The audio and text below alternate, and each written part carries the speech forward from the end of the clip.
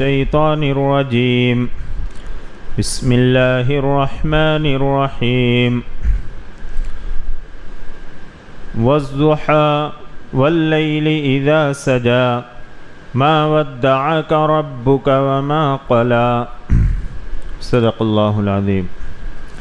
معزز سامعین کرام، 30ویں پارے کے سورۃ الضحیٰ اس کی ابتدائی 3 آیتیں تلاوت کی گئی ہیں۔ سورۃ الضحیٰ یہ مکی سورتوں میں سے ہے اور اس سورت میں 11 آیات ہیں۔ اللہ رب العزت نے اس سورت کی ابتدائی 2 آیتوں میں قسم کھائی ہے۔ اللہ تعالیٰ فرماتے ہیں والضحیٰ، قسم ہے روشن دن کی۔ ضحیٰ کہتے ہیں کہ جب سورج خوب چڑھ جاتا ہے،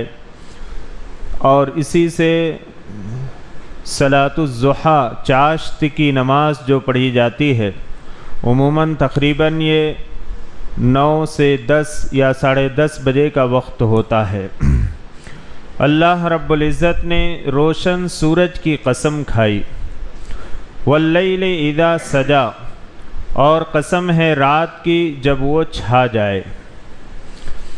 اللہ تعالیٰ نے پہلے دن کی قسم کھائی، پھر رات کی قسم کھائی، اور قسم کھانے کے بعد جیسا کہ اس سے پہلے بھی بتلایا جا چکا ہے کہ اللہ تعالیٰ بعض جگہ جب قسم کھاتے ہیں تو اس کا جواب قسم بھی ارشاد فرماتے ہیں۔ اس قسم کا جواب کیا ہے؟ اللہ تعالیٰ نے فرمایا ما ودعک ربک وما قلی، اے پیغمبر صلی اللہ علیہ وسلم، آپ کے رب نے نہ آپ کو چھوڑا ہے اور نہ آپ سے ناراض ہے۔ اس آیت کی تفسیر اور اس کا شان نزول بخاری کی روایت کے مطابق حضور اکرم صلی اللہ علیہ وسلم پر چند دنوں تک وحی کا سلسلہ بند ہو گیا تھا۔ بعض روایتوں میں آتا ہے کہ حضور اکرم صلی اللہ علیہ وسلم کی طبیعت خراب ہوئی تھی، جس کی وجہ سے آپ 3 دن تک تہجد کی نماز ادا نہ کر سکے تھے۔ ابو لہب کی بیوی ام جمیل نے کہا کہ محمد، لگتا ہے کہ تمہارا شیطان تم سے ناراض ہو گیا ہے۔ یعنی اللہ کے بارے میں اس نے کہا، جو وہ کافرہ تھی، اس نے کہا لگتا ہے تمہارا شیطان تم سے ناراض ہو گیا ہے اور اس نے تم کو چھوڑ دیا ہے، اور وحی کا سلسلہ جس کا تم دعویٰ کرتے تھے وہ تم پر بند ہو گیا ہے۔ اللہ رب العزت نے اس کافرہ عورت کا جو سوال تھا اس کے جواب میں یہ سورت نازل فرمائی، اور اس کی یہ آیت اسی کی طرف اشارہ کرتی ہے جس میں اللہ تعالیٰ نے فرمایا کہ اے پیغمبر صلی اللہ علیہ وسلم،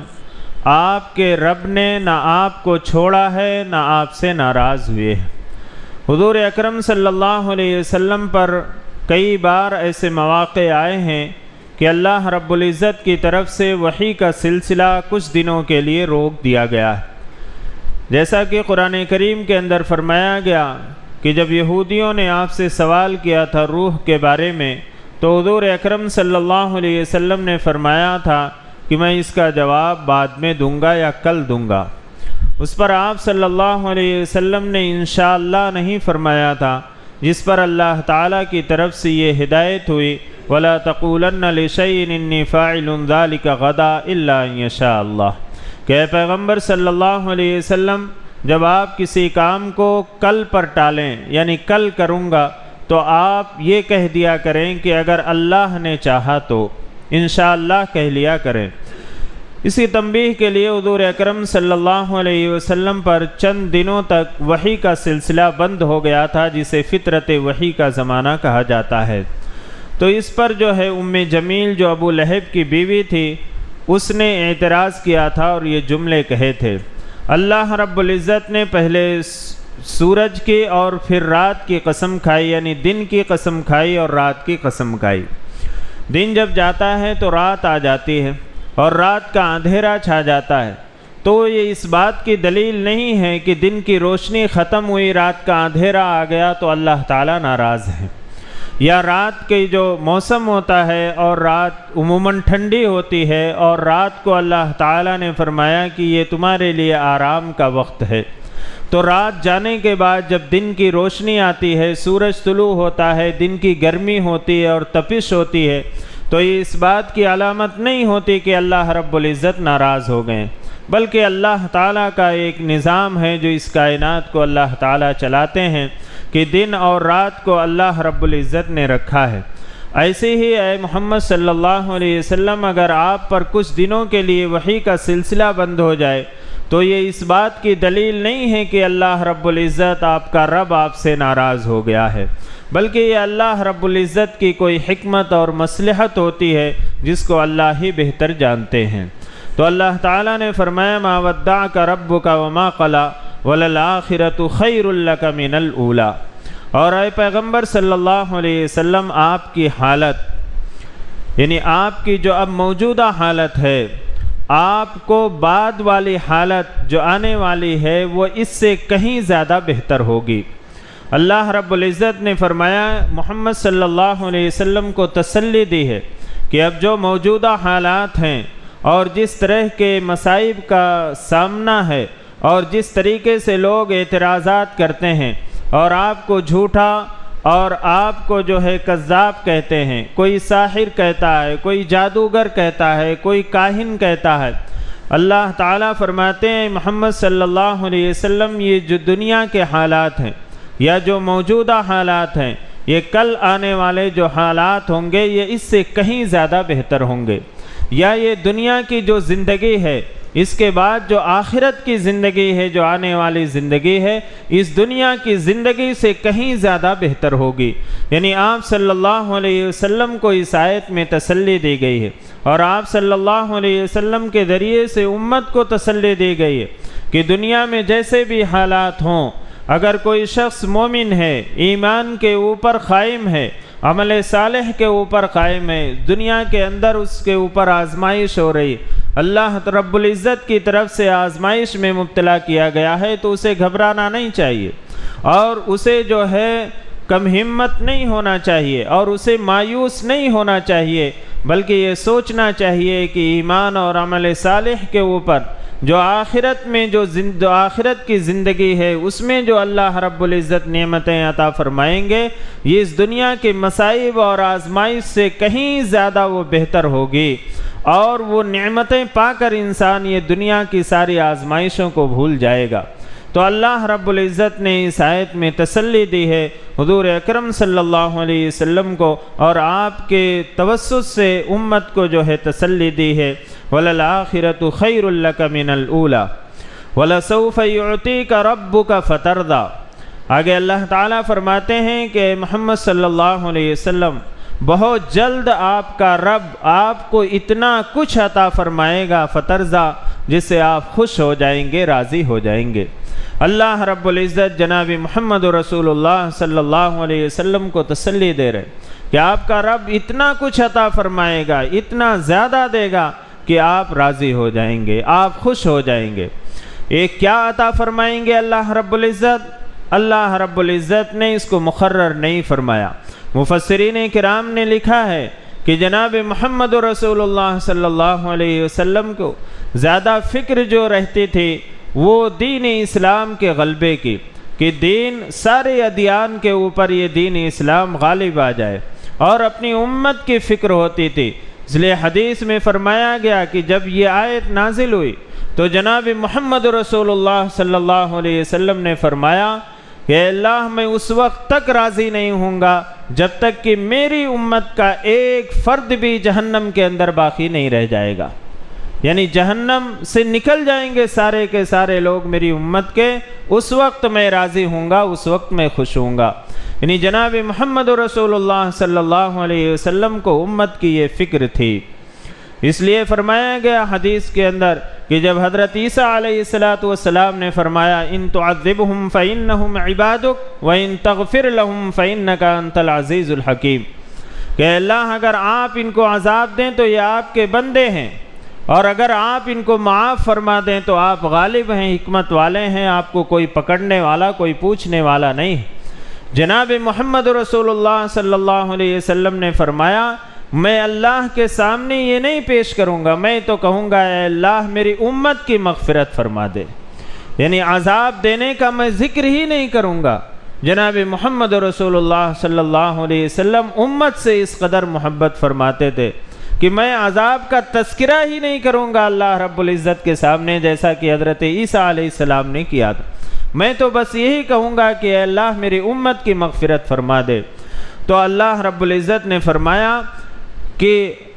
بہت جلد آپ کا رب آپ کو اتنا کچھ عطا فرمائے گا کہ آپ اس سے راضی ہو جائیں گے، آپ خوش ہو جائیں گے۔ جناب محمد رسول اللہ صلی اللہ علیہ وسلم کو اللہ رب العزت نے ظاہری اور باطنی دونوں نعمتیں عطا فرمائیں کہ آپ صلی اللہ علیہ وسلم کی زندگی میں مکہ فتح ہوا اور عرب کے اکثر جو ہے ملکوں کے اندر جزیرۃ العرب کے اندر اسلام پھیل چکا تھا، اور آپ صلی اللہ علیہ وسلم کے اس دنیا کے پردہ فرمانے کے بعد آپ کے صحابہ کرام، آپ کے خلفائے راشدین کے زمانے میں دنیا کا اکثر حصہ وہ مسلمانوں کے قبضے میں آ چکا تھا اور لوگ دین اسلام کے اندر داخل ہو چکے تھے اور مسلمانوں کے پاس مال و دولت بھی کافی آ چکا تھا۔ اللہ رب العزت نے یہ ظاہری نعمت آپ صلی اللہ علیہ وسلم کو عطا فرمائی، اور باطنی نعمت اللہ رب العزت حشر کے میدان میں فرمائیں گے کہ جب جناب محمد رسول اللہ صلی اللہ علیہ وسلم اپنی امت کی مغفرت کے لیے درخواست کریں گے اور جبریل علیہ السلام اللہ رب العزت کے حکم سے محمد رسول اللہ صلی اللہ علیہ وسلم کی خدمت میں حاضر ہوں گے کہ آپ کیا چاہتے ہیں، تو حضور اکرم صلی اللہ علیہ وسلم فرمائیں گے کہ میری امت کا ہر شخص جہنم سے آزاد ہو جائے۔ اللہ رب العزت فرمائیں گے کہ اے جبریل امین جا کر کہہ دو کہ محمد رسول اللہ صلی اللہ علیہ وسلم سے کہ اللہ رب العزت نے آپ کی درخواست کو قبول کر لیا ہے، اور جو بھی آپ کا امتی مومن ہوگا اللہ رب العزت اسے جہنم سے آزاد کریں گے۔ تو اللہ رب العزت نے یہ دو نعمتیں، ایک ظاہری اور باطنی، اللہ تعالیٰ فرماتے ہیں کہ ہم آپ کو عطا فرمائیں گے جس سے آپ راضی ہو جائیں گے۔ پھر اللہ رب العزت نے جناب محمد رسول اللہ صلی اللہ علیہ وسلم کے حالات جو دنیا کے اندر پیش آئے، الم یجد کا یتیما فآوا، کہ آپ کے رب نے آپ کو یتیم نہیں پایا، فآوا تو آپ کو ٹھکانہ دیا۔ جناب محمد رسول اللہ صلی اللہ علیہ وسلم کی پیدائش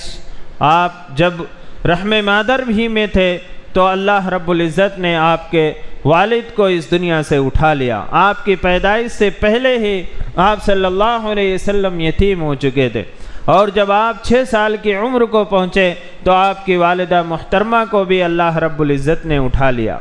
آپ یتیم تھے لیکن اللہ رب العزت نے آپ کے دادا عبد المطلب کے دل میں محبت ڈالی، اور آپ کے دادا عبد المطلب نے آپ کی پرورش کی، اور 8 سال کی عمر کو جب پہنچے تو آپ کے دادا عبد المطلب کا بھی انتقال ہو گیا۔ اس کے بعد اللہ رب العزت نے آپ کے چچا حضرت ابو طالب کے دل میں آپ کی محبت ڈالی، اور ابو طالب نے آپ کی کفالت کی اور آپ کی پرورش کی۔ اللہ رب العزت فرماتے ہیں کیا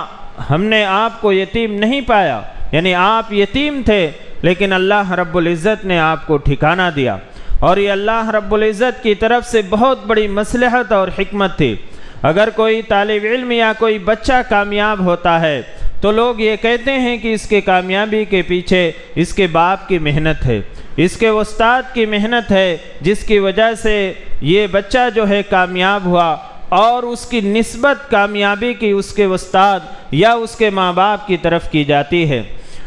اللہ رب العزت نے جناب محمد رسول اللہ صلی اللہ علیہ وسلم کو اس حال میں پیدا فرمایا کہ پیدائش سے پہلے آپ کے والد کا سایہ سر سے اٹھ چکا تھا، اور اس کے بعد بہت ہی کم عمری میں 6 سال کی عمر، بالکل بچپنے کی عمر ہوتی تھی، والدہ کی بھی پرورش سے آپ محروم کر دیے گئے، اور پھر 8 سال کی عمر میں دادا کی پرورش سے بھی محروم ہو گئے، اور پھر حضرت ابو طالب جنہوں نے آپ کی پرورش کی، آپ کی کفالت کی، لیکن اس کے بعد جو ہے حضرت ابو طالب کو بھی اللہ رب العزت نے اٹھا لیا۔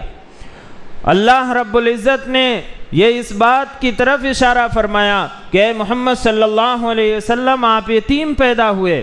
لیکن آپ کی کوئی پرورش کرنے والا بظاہر نہیں تھا، آپ کی پرورش اور آپ کی کفالت اللہ رب العزت نے کی۔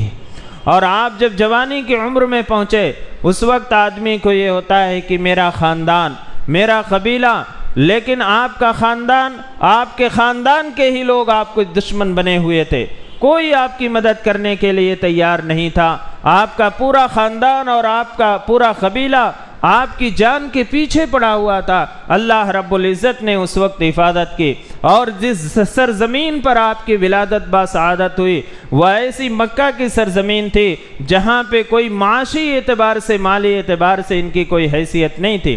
کوئی وہاں پہ کوئی چیز جو ہے اگتی نہیں تھی اس زمانے کے اندر، اور نہ وہاں پہ کوئی فیکٹریاں تھی، کوئی کارخانے تھے، نہ کوئی تجارت تھی، نہ کوئی مالی حالت آپ صلی اللہ علیہ وسلم اور آپ کے خاندان کی بہتر تھی۔ اللہ رب العزت نے آپ کی مدد فرمائی۔ اللہ رب العزت نے اس بات کی طرف اشارہ فرمایا کہ جو کوئی یتیم ہوتا ہے، جس کا کوئی پرسان حال نہیں ہوتا، اس کی حفاظت کرنے والا اور اس کی کفالت کرنے والا اللہ رب العزت ہوتا ہے۔ اللہ رب العزت اس کی مدد فرماتے ہیں۔ انسان یہ نہ سوچے کہ دنیا میں اگر کوئی شخص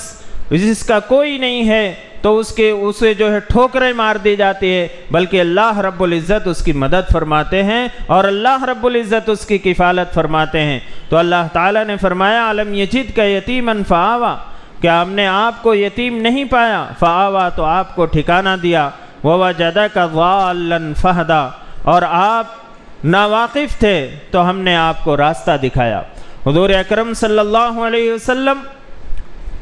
اس وقت بت پرستی اور شرک جو ہے مکہ کے اندر عام تھی، لیکن آپ صلی اللہ علیہ وسلم بت پرستی سے اور شرک سے ہمیشہ پاک رہے۔ آپ صلی اللہ علیہ وسلم ناواقف تھے، اس کا ترجمہ اس لیے کیا گیا، ضالن کے معنی تو ہوتا ہے گمراہ کے، لیکن یہاں جو مفسرین کرام نے ترجمہ کیا ہے اس کا مطلب یہ ہے کہ آپ صلی اللہ علیہ وسلم ناواقف تھے۔ ناواقف کا مطلب یہ تھا کہ آپ کی بعثت و نبوت سے پہلے آپ صلی اللہ علیہ وسلم کو دین شریعت کا علم نہیں دیا گیا تھا۔ جب آپ کو مبعوث کیا گیا اور آپ کو نبوت و رسالت سے سرفراز کیا گیا تو اللہ رب العزت نے آپ کو دین اسلام سکھلایا، آپ کو وحی کے ذریعے سے شریعت کے احکام بتلائے، آپ کو وحی کے ذریعے سے آپ پر قرآن کا نزول ہوا۔ اس قرآن کے نزول سے پہلے آپ صلی اللہ علیہ وسلم بھی اس دین سے ناواقف تھے۔ جب اس کا ترجمہ یہ کیا جاتا ہے تو بعض لوگ اعتراض کرتے ہیں کہ محمد رسول اللہ صلی اللہ علیہ وسلم کی یہ بے ادبی ہو رہی، حالانکہ یہ بے ادبی نہیں ہے۔ اللہ رب العزت نے خود قرآن کریم کے اندر فرمایا کہ اے محمد صلی اللہ علیہ وسلم، آپ کو کیا معلوم کہ ایمان کیا ہے اور کتاب کیا ہے؟ یعنی اس کتاب کے نازل ہونے سے پہلے آپ کو نہیں معلوم تھا کہ دین شریعت کیا ہے، اسلام کیا ہے۔ اللہ رب العزت نے جب اس کتاب کو نازل فرمایا تو آپ کو معلوم ہوا کہ دین کیا ہے اور دین کے احکام کیا ہیں۔ لہذا یہ حضور اکرم صلی اللہ علیہ وسلم کی بے ادبی نہیں ہے۔ بعض لوگ اس آیت کے ترجمے کے اوپر اعتراض کرتے ہیں، لیکن جتنی بھی تفاسیر ہیں آپ اٹھا کر دیکھ لیجئے، چاہے جدید ہوں یا قدیم تفاسیر جو عربی زبان کے اندر ہے، ہزاروں سال پہلے جو لکھی گئی ہیں، اس میں اس کا ترجمہ یہی کیا گیا وَوَجَدَكَ ضَالًّا فَهَدَى، کہ آپ کو ناواقف پایا، فہدا تو راستہ دکھایا، وَوَجَدَكَ عَائِلًا فَأَغْنَى، اور آپ کو نادار پایا، غریب پایا، فاغنا تو آپ کو مالدار کر دیا۔ یعنی اللہ رب العزت نے یہ نعمتیں جو آپ صلی اللہ علیہ وسلم کو عطا فرمائی تھیں، ان نعمتوں کی طرف اشارہ فرماتے ہیں کہ محمد صلی اللہ علیہ وسلم آپ گھبرائیے نہیں، آپ کا رب اس بات پر قادر ہے کہ آپ کو یتیم پایا، اس نے ٹھکانہ دیا اور لوگوں کے دلوں میں آپ کی محبت ڈال دی، اور پوری دنیا کے اندر تاریخ اس بات کی گواہ ہے کہ پوری دنیا کے اندر کوئی شخصیت، کوئی ذات ایسی گزری نہیں ہے محمد رسول اللہ صلی اللہ علیہ وسلم کے علاوہ کہ ان کے ماننے والے صحابہ کرام ان سے زیادہ محبت کرنے والی کوئی شخصیت نہیں گزری ہے جتنی محبت حضور اکرم صلی اللہ علیہ وسلم سے آپ کے صحابہ نے کی ہے۔ تو اللہ تعالیٰ فرماتے ہیں وَوَجَدَكَ عَائِلًا فَأَغْنَى، اور ہم نے آپ کو غریب پایا تو مالدار کر دیا۔ مالداری دو طرح کی ہوتی ہے، ایک ظاہری مالداری ہوتی ہے اور ایک دل کی مالداری ہوتی ہے۔ اور حدیث پاک میں فرمایا گیا الغنا غنی النفس، ہی حقیقی مالداری دل کی بے نیازی ہے۔ جو کچھ مال اللہ رب العزت نے جناب محمد رسول اللہ صلی اللہ علیہ وسلم کو عطا فرمایا تھا، ظاہری مالداری تو آپ کے پاس کچھ نہیں تھی کہ آپ کے پاس باغات ہوں، آپ کے پاس مکانات ہوں، آپ کے پاس فیکٹریاں ہوں، یہ ساری چیزیں آپ صلی اللہ علیہ وسلم کے پاس کچھ نہیں تھی۔ لیکن اللہ رب العزت نے آپ کو حقیقی مالداری جو دل کی بے نیازی ہوتی تھی وہ اللہ رب العزت نے آپ کو عطا فرمائی تھی۔ حضور اکرم صلی اللہ علیہ وسلم کا یہ معمول تھا، اور تاریخ اس بات کی شاہد اور گواہ ہے کہ آپ صلی اللہ علیہ وسلم نے کسی سائل کو، کسی مانگنے والے کو کبھی نہ نہیں کہا۔ لا کا لفظ آپ صلی اللہ علیہ وسلم نے کبھی جو ہے آپ کی زبان مبارک سے نہیں نکلا کہ میرے پاس نہیں ہے۔ جو کچھ رہتا تھا اللہ رب العزت کی راہ میں صدقہ کر دیتے تھے، خیرات کر دیتے تھے۔ اور جناب محمد رسول اللہ صلی اللہ علیہ وسلم کے حالات تو ایسے تھے کہ مسجد نبوی میں سونے اور چاندی کے ڈھیر لگے ہوئے ہیں، کھجوروں کے ڈھیر لگے ہوئے ہیں، اور مختلف مقامات سے اونٹوں پر بھرے ہوئے اونٹ، 100 اونٹ جو ہے مال آ رہا ہے۔ لیکن آپ صلی اللہ علیہ وسلم کے گھر کا حال یہ ہوتا تھا کہ آپ صلی اللہ علیہ وسلم کے گھر میں فاقہ کی تیاری ہوتی تھی، اور یہ سارے جو سونے چاندی کے اور کھجورات کے اور دوسری مال و اسباب کے جو ڈھیر لگے رہتے تھے یہ سب اللہ کے راستے میں صدقہ کر دیتے تھے۔ تو آپ صلی اللہ علیہ وسلم کو ظاہری مالداری تو نہیں لیکن دل کی مالداری اللہ رب العزت نے عطا فرمایا تھا، جسے حقیقی مالداری کہا جاتا ہے کہ آدمی اپنے مال کو اللہ کے راستے میں خرچ کر دے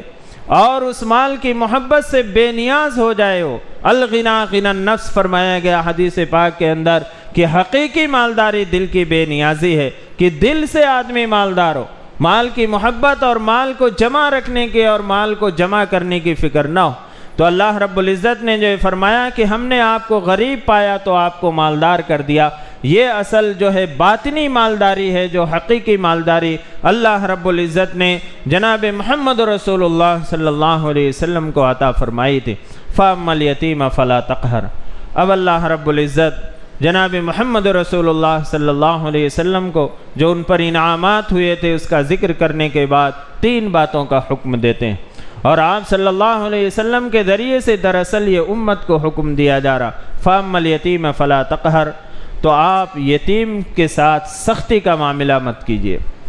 یتیم جس کے باپ کا سایہ سر سے اٹھ چکا ہو،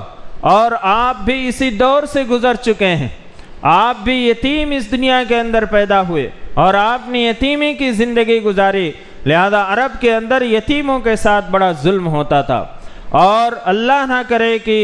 کوئی بچہ یتیم رہے کہ بچپنے میں اس کے ماں باپ کا یا اس کے باپ کا سایہ اس کے سر سے اٹھ جائے، کیونکہ یتیمی بڑی آزمائش کا دور ہوتی ہے۔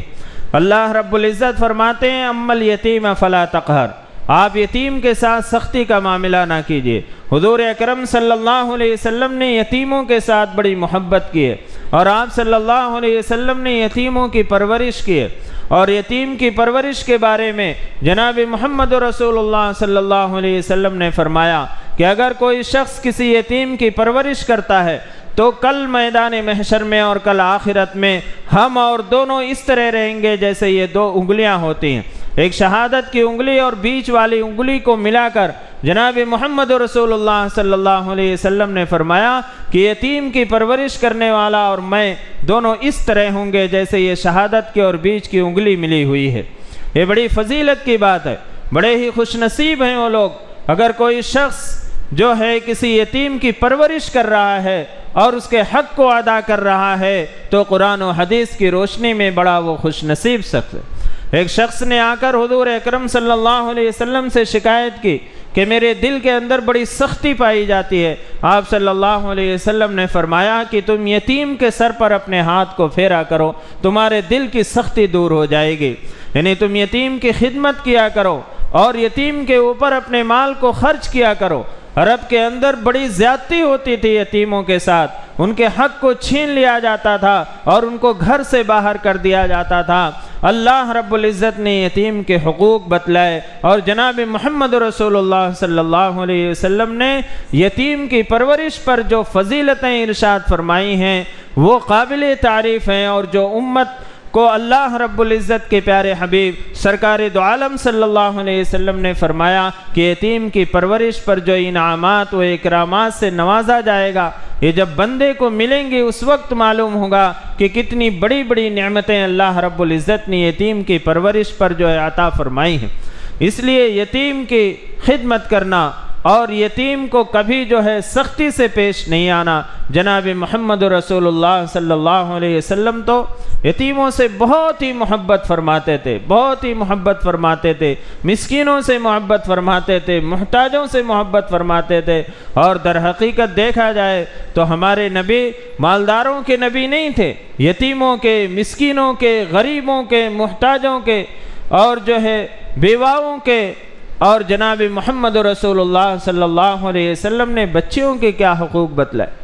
اسلام سے پہلے زمانے جاہلیت میں عورتوں کے ساتھ کیا سلوک کیا جاتا تھا، ان کے پیدائش پر انہیں زندہ درگور کر دیا جاتا تھا۔ محمد رسول اللہ صلی اللہ علیہ وسلم نے بیٹی کی پرورش پر وہ فضیلت بیان فرمائی کہ اگر کوئی شخص اپنی بیٹی کی پرورش کرتا ہے تو اللہ رب العزت مجھے اور اس کو کل قیامت کے دن اس طرح ساتھ میں رکھیں گے جیسے یہ دو انگلیاں ہوتی ہیں۔ وہی فضیلت ارشاد فرمائی بیٹی کی پرورش پر جو فضیلت آپ نے یتیم کی پرورش پر فرمائی ہے۔ تو اللہ تعالیٰ نے جناب محمد رسول اللہ صلی اللہ علیہ وسلم کو فرمایا فَأَمَّا الْيَتِيمَ فَلَا تَقْهَرْ، تو آپ یتیم کے ساتھ سختی کا برتاؤ مت کیجیے۔ حضور اکرم صلی اللہ علیہ وسلم تو یتیموں سے بہت ہی محبت فرماتے تھے۔ دراصل حضور کے ذریعے سے امت کو یہ تعلیم دینا ہے، یہ سبق دینا مقصود ہے۔ وَأَمَّا السَّائِلَ فَلَا تَنْهَرْ، اور مانگنے والے کو، سوال کرنے والے کو اسے جھڑکیے مت۔ کوئی بھی سائل، جو بھی سوال کرنے والا ہو، اگر آپ اس کو نہیں دینا چاہتے یا آپ کے پاس دینے کی گنجائش نہیں ہے تو اسے ناراضگی کے ساتھ اس سے بات مت کیجیے، اسے جھڑکی مت دیجیے، اسے محبت کے ساتھ رخصت کر دیجیے کہ معاف کر دیجیے، یا جو بھی جملے مناسب ہوں کہہ دیجیے، لیکن اس کو جھڑکی نہیں دینا۔ جناب محمد رسول اللہ صلی اللہ علیہ وسلم کبھی سائل کو جھڑکتے نہیں تھے، اور آپ کے در سے تو کوئی سائل کبھی واپس گیا ہی نہیں۔ آپ صلی اللہ علیہ وسلم کبھی لا یعنی نہیں ہے ایسا لفظ آپ صلی اللہ علیہ وسلم پوری حیات مبارکہ میں آپ نے کبھی استعمال نہیں کیا۔ وَأَمَّا السَّائِلَ فَلَا تَنْهَرْ، سوال کرنے والے کو جھڑکنا نہیں۔ اب سوال کرنے والے دو قسم کے لوگ ہوتے ہیں، ایک پیشہ ور ہوتے ہیں، یہ جو سوال کرتے ہیں یہ اپنی ضرورت کی وجہ سے نہیں کرتے ہیں بلکہ سوال کرنا ان کا پیشہ ہوتا ہے، ایسے لوگوں کو بھی جھڑکنا نہیں چاہیے۔ ہاں جو پیشہ ور فقیر ہوتے ہیں، جو پیشہ ور سوال کرنے والے ہوتے ہیں، ان کو جو زکوٰۃ کی رقم ہے، جو فرض ہے، وہ زکوٰۃ کی رقم ایسے پیشہ ور سائلوں کو نہیں دینا چاہیے، مانگنے والوں کو۔ البتہ نفلی صدقات ان کو دے سکتے ہیں، اور نفلی صدقات دینے میں کوئی حرج کی بات نہیں ہے۔ جس نے بھی سوال کر لیا، لیکن غیر پیشہ ور، اگر کوئی پیشہ ور نہیں ہے، ضرورت مند ہے، تو آپ تو اس کو جھڑکنا یہ بہت بڑا گناہ کا کام ہے، کیونکہ اللہ تعالیٰ نے فرمایا کہ سائل کو، سوال کرنے والے کو جھڑکیے نہیں۔ ہاں پیشہ ور اگر ہے تو آپ اس کو زکوٰۃ کی رقم مت دیجیے، البتہ نفلی صدقات اس کو دے سکتے ہیں، اور اگر نفلی صدقات بھی دینا نہیں چاہتے تو اس کو محبت سے رخصت کر دیجیے، اس کے ساتھ بھی جھڑکنے کا معاملہ نہ کیجیے۔ وَأَمَّا بِنِعْمَةِ رَبِّكَ فَحَدِّثْ، اور اپنے رب کی نعمت کو بیان کیا کیجیے۔ اللہ رب العزت نے جو نعمت عطا فرمائی ہے اس نعمت کا اظہار بھی کیجیے، لیکن نعمت کے اظہار کے ذریعے سے تکبر میں مبتلا نہیں ہونا چاہیے۔ ہم نعمت کا اظہار تکبر کے لیے کرتے ہیں، بڑائی کے لیے کرتے ہیں، نمود و نمائش کے لیے کرتے ہیں، دکھاوے کے لیے کرتے ہیں۔ اللہ نے نعمت عطا فرمائی ہے تو اس کا اظہار کیجیے۔ ایک صاحب حضور اکرم صلی اللہ علیہ وسلم کی خدمت میں حاضر ہوئے، بڑے پھٹے پرانے میلے کچیلے کپڑے پہنے ہوئے تھے۔ حضور صلی اللہ علیہ وسلم نے فرمایا کہ تیرے پاس مال نہیں ہے؟ اس نے کہا میرے پاس باغات بھی ہیں، میرے پاس کھیتیاں بھی ہیں، اور میرے پاس دوسرے جانور بھی ہیں۔ حضور اکرم صلی اللہ علیہ وسلم نے فرمایا پھر یہ مسکینوں کی حالت کیوں بنا رکھی ہے؟ حضور اکرم صلی اللہ علیہ وسلم نے فرمایا اگر اللہ نے نعمت دی ہے تو حلال طریقے پر، جائز طریقے پر اس کا اظہار بھی ہونا چاہیے، اس نعمت کا شکر بھی ادا کرنا چاہیے، اور اس نعمت کا شکر یہ ہے کہ اللہ نے جو نعمت عطا فرمائی ہے اس کا اظہار کریں، یعنی اپنے لباس کے ذریعے سے، لیکن تکبر کے اندر مبتلا نہ ہو، نمود نہ ہو، نمائش نہ ہو، دکھانا مقصود نہ ہو، جیسا کہ آج اس دور کے اندر مزاج بن چکا ہے کہ اگر اللہ رب العزت نے کسی کو مال و دولت عطا فرمایا ہے تو وہ تکبر میں مبتلا ہو جاتا ہے اور اپنے مال و دولت کی نمائش کرنے کے مختلف طریقے اختیار کرتا ہے۔ اس سے جو ہے بچنا چاہیے۔ البتہ اللہ نے جو نعمت عطا فرمائی ہے اس کا شکر ادا کریں اور اس کا اظہار بھی کریں۔ اگر اللہ رب العزت نے گنجائش عطا فرمائی ہے عمدہ لباس پہننے کی تو عمدہ لباس پہن کر اس کا شکر ادا کریں، لیکن اس میں تکبر نہیں آنا چاہیے اور تکبر کی آمیزش نہیں ہونا چاہیے۔ تو اللہ رب العزت نے ان آیات میں جناب محمد رسول اللہ صلی اللہ علیہ وسلم پر جو انعام و اکرام عطا فرمائے ہیں اس کا ذکر کرتے ہوئے پھر آپ صلی اللہ علیہ وسلم کے ذریعے سے امت کو چند باتوں کی ہدایت دی گئی ہے، اور خاص طور سے یتیم کے بارے میں۔ یتیم کے بارے میں بہت ڈرنے کی ضرورت ہے۔ ان الذین یاکلون اموال الیتامی ظلما انما یاکلون فی بطونہم نارا۔ اللہ تعالیٰ فرماتے ہیں اگر کوئی شخص کسی یتیم کا مال کھاتا ہے تو وہ اپنے پیٹ میں انگارے بھر رہا ہے، انگارے بھر رہا ہے، وہ مال کو نہیں کھا رہا ہے، وہ غذا نہیں کھا رہا ہے۔ وہ سیصلون سعیرا، اور عنقریب وہ جہنم کے اندر داخل کر دیا جائے گا۔ اس لیے یتیم کے مال میں بہت احتیاط کی ضرورت ہے، اور میراث جو فرض ہے اس میراث کے فرائض کے مطابق جو ہے میراث کو تقسیم کرنا چاہیے۔ آج اگر کسی کا انتقال ہوتا ہے تو ہمیں اس کی فکر رہتی ہے کہ اس کا تیجا کیا جائے، اس کا 10واں کیا جائے، اس کا 40واں کیا جائے، اس کی برسی کی جائے، لیکن یتیم کا مال ہے، اس میں اس یتیم کے مال کو ان کاموں کے اندر خرچ کرتے ہیں جو کتنا بڑا گناہ کا کام ہے اور کتنا بڑا جرم ہے کہ وہ یتیم کو مال کو کھا رہے۔ یتیم کے مال کو اس کی حفاظت کرنا چاہیے اور اس یتیم کے مال کو میراث میں یتیم کو برابر حصہ دینا چاہیے۔ ہم میراث تو شرعی طور پر تقسیم نہیں کرتے، لیکن ان چیزوں کے بارے میں ہم بہت بڑھ چڑھ کر حصہ لیتے ہیں اور صرف نمود ہوتا ہے، نمائش ہوتی ہے، دکھاوا ہوتا ہے۔ ہم یہ کہتے ہیں کہ یہ برادری کے لیے ہے، برادری کو خوش کرنے کے لیے، اگر ہم نے یہ نہیں کیا تو ہماری ناک کٹ جائے گی، لیکن اگر یہ نہیں کرتا تو اس کی ناک نہیں کٹتی۔ کل قیامت کے دن جب اللہ رب العزت پکڑیں گے کہ تم نے یتیم کے مال کو ناحق استعمال کیا اور یتیم کو میراث سے محروم کیا ہے، اس وقت تمہاری ناک کٹنے والی ہے۔ ہمیں اس کی فکر نہیں ہے، تو ہمیں فکر اس کی کرنی چاہیے کہ میراث کو شرعی طریقے پر ہم تقسیم کریں اور جس کا جو حق ہوتا ہے اس کو ادا کریں، اور یتیم کے مال کو خرچ کرنے میں بہت احتیاط کی ضرورت ہے، بلکہ یتیم کے مال کو خرچ ہی نہیں کرنا ہے، اس میں سے جو ہے بالکل خرچ نہیں کرنا، اس کا جو حصہ ہوتا ہے، جو حق ہوتا ہے اسے ادا کر دینا۔ لیکن یتیم کے مال سے یہ ساری چیزیں ہوتی ہیں جس کا قرآن و حدیث سے کوئی ثبوت نہیں ہے۔ اللہ ہم سب کی ان بدعات سے اور اس جیسی چیزوں سے ہم سب کی حفاظت فرمائے۔ آمین۔ وآخر دعوانا الحمدللہ رب العالمین۔ الحمدللہ رب العالمین والعاقبۃ للمتقین والصلاة والسلام علی سید الانبیاء والمرسلین محمد وعلی آلہ واصحابہ اجمعین۔ یا اللہ ہم گنہگار خطاوار قصوروار بندے ہیں، یا ارحم الراحمین ہماری خطاؤں کو معاف فرما دیجئے، یا ارحم الراحمین ہماری لغزشوں کو درگزر فرما دیجئے، یا ارحم الراحمین ہم سب کو گناہوں سے بچنے والا بنا دیجئے، یا ارحم الراحمین گناہوں کی نفرت ہمارے دلوں کے اندر پیدا فرما دیجئے، یا ارحم الراحمین حضور اکرم صلی اللہ علیہ وسلم کی سنتوں سے محبت اور عشق پیدا فرما دیجئے، آپ صلی اللہ علیہ وسلم کی سنتوں پر عمل کرنا آسان فرما دیجئے، یا ارحم الراحمین حضور اکرم صلی اللہ علیہ وسلم کی سچی محبت و اطاعت ہمارے دلوں کے اندر پیدا فرما دیجئے، یا ارحم الراحمین جو بیمار ہیں انہیں شفائے کاملہ عاجلہ دائمہ مستمرہ عطا فرمائیے، ان کی عمروں میں برکت عطا فرمائیے، ان کے علاج میں کامیابی عطا فرمائیے، یا ارحم الراحمین ہم سب کو صحت و تندرستی عطا فرمائیے، تمام مہلک لا علاج بیماریوں سے ہم سب کی حفاظت فرما لیجئے، تمام شرور و فتن سے ہم سب کی حفاظت فرما لیجئے، نفس و شیطان کے مکر و فریب سے ہم سب کی حفاظت فرما لیجئے یا ارحم الراحمین۔ جب تک زندگی عطا فرمائیے، ایمان اور عمل صالح پر قائم اور دائم رکھیے، اور جب اس دنیا سے جانے کا وقت آئے ہم سب کا خاتمہ اکمل ایمان پر نصیب فرمائیے یا ارحم الراحمین۔ ہمارے عزیز و قریب، ہمارے وہ رشتہ دار جو اس دنیا سے رخصت ہو گئے، یا ارحم الراحمین ان سبوں کی مغفرت فرما دیجیے یا ارحم الراحمین۔ امت مسلمہ کے تمام مرحومین کی مغفرت فرما دیجیے